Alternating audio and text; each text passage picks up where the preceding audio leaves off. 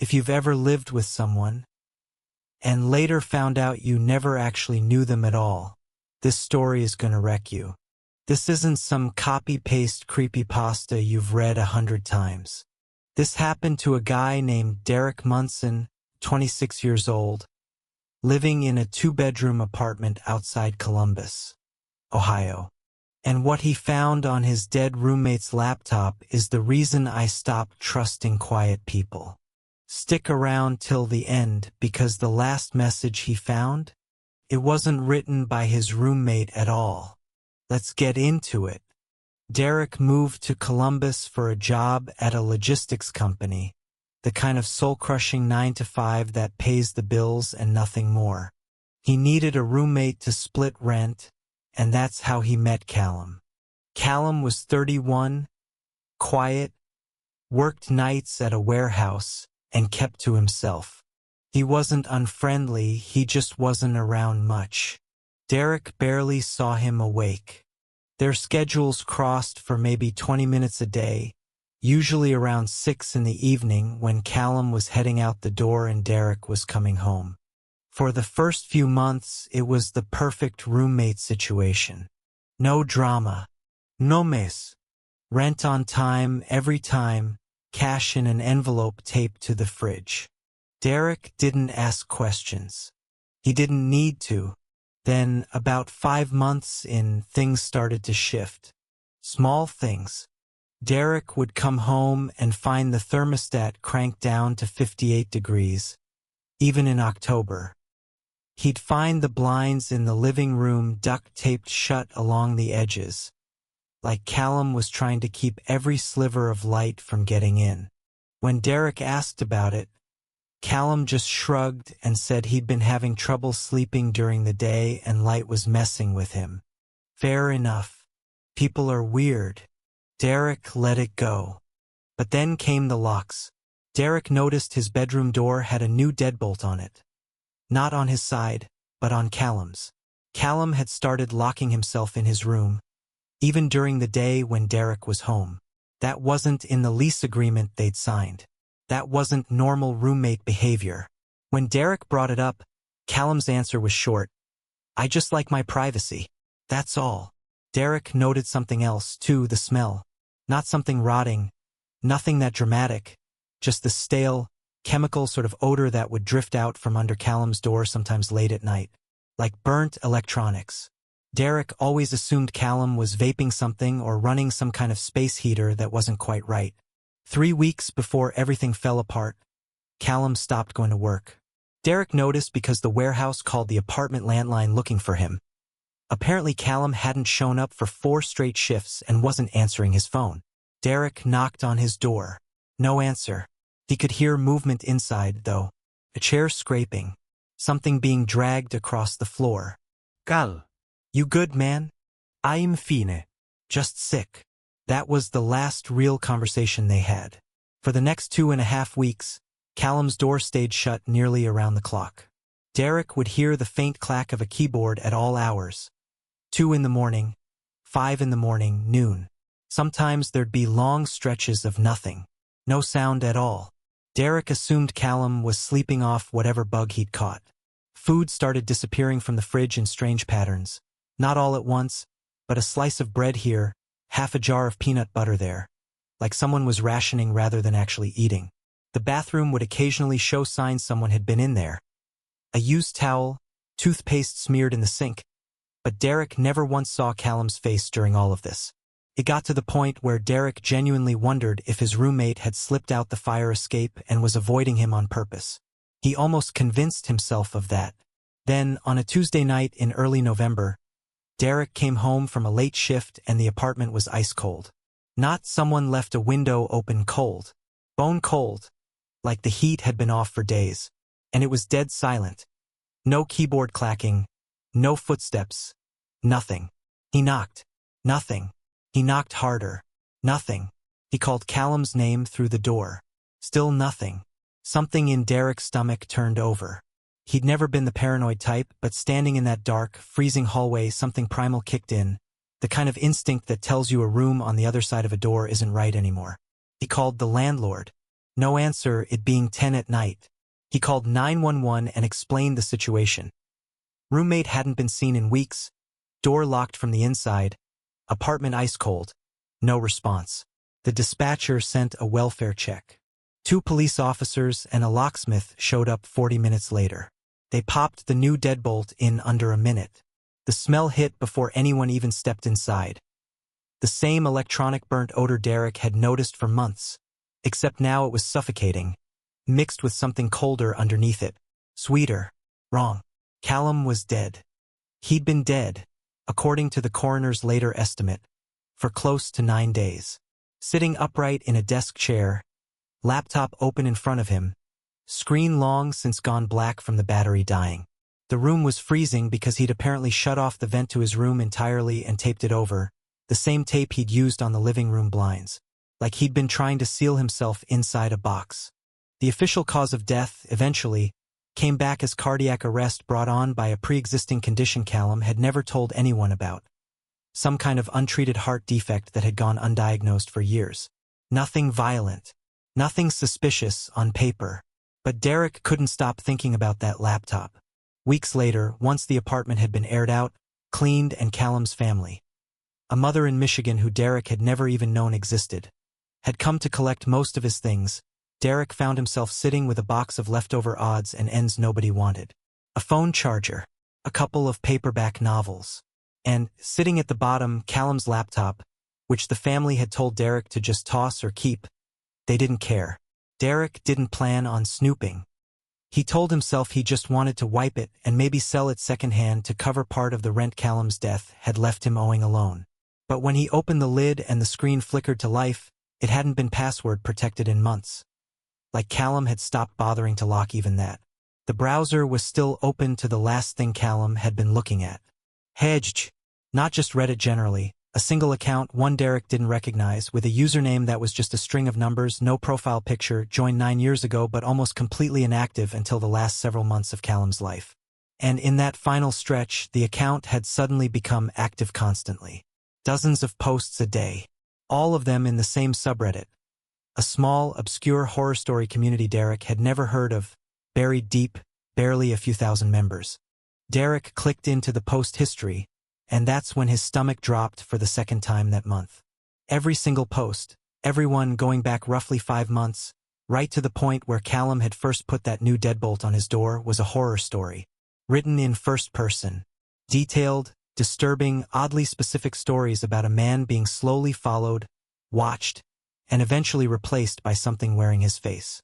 And in the comments underneath each post, people were reacting like it was fiction, because that's what a horror subreddit assumes every post is. Just a story. Just some guy's creative writing. But Derek recognized details in those fictional posts that nobody except Callum could have known. The layout of their actual apartment. Derek's own daily schedule, described almost to the minute. The new deadbolt. The tape on the blinds. Even the exact words Derek had said through the door that last conversation. "Cal? You good, man?" Written almost verbatim in a post dated 2 days after that conversation actually happened, except in the story it wasn't Derek asking. It was something else, wearing Derek's voice, standing outside a door, waiting for permission to come in. Derek sat there in the cold apartment, scrolling through months of what he'd assumed was some depressive hobby his roommate had picked up in isolation, until he reached the very last post. Time-stamped 4 days before Callum's estimated time of death. It was short, only a few lines, and unlike every post before it, it wasn't written like a story at all. It read like a warning, and it wasn't finished.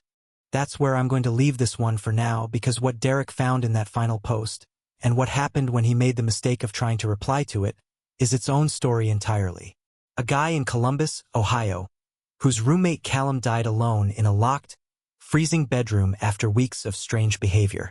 And after the funeral, Derek found something on Callum's old laptop that changed everything. A secret Reddit account, active almost every day for 5 months, posting horror stories that weren't fiction at all. They were describing Derek's real apartment, real conversations, word for word. And the very last post Callum ever made wasn't a story. It was a warning, unfinished. Today, I'm going to tell you what that post actually said, and what happened 3 nights later, when Derek made the mistake of replying to it. The post was timestamped 4 days before Callum's estimated time of death, which put it right around the point where the food in the fridge had stopped disappearing in that strange ration pattern, right around when the keyboard sounds from his room had gone from constant to sporadic to nothing at all. Unlike his other entries, which ran long, sometimes 2,000–3,000 words of detailed, disturbing narrative, this one was barely 6 lines. No title flourish, no dramatic build-up. Just plain text, almost clinical in tone, like a man taking notes rather than telling a story. It described someone standing outside his bedroom door at night. Not knocking, not speaking, just standing there, for what the post estimated was close to 40 minutes, based on Callum timing it on his phone. The post said the thing outside the door was breathing in a pattern that didn't match a person breathing. Too mechanical, like something that had studied breathing rather than done it naturally its whole life. That's where I'm going to leave this one for now, because what Derek found in that final post, and what happened when he made the mistake of trying to reply to it, is its own story entirely. A guy in Columbus, Ohio, whose roommate Callum died alone in a locked, freezing bedroom after weeks of strange behavior. And after the funeral, Derek found something on Callum's old laptop that changed everything. A secret Reddit account, active almost every day for 5 months, posting horror stories that weren't fiction at all. They were describing Derek's real apartment, real conversations, word for word. And the very last post Callum ever made wasn't a story.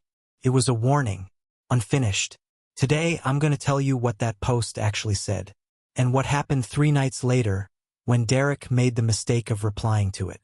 The post was timestamped 4 days before Callum's estimated time of death, which put it right around the point where the food in the fridge had stopped disappearing in that strange ration pattern, right around when the keyboard sounds from his room had gone from constant to sporadic to nothing at all.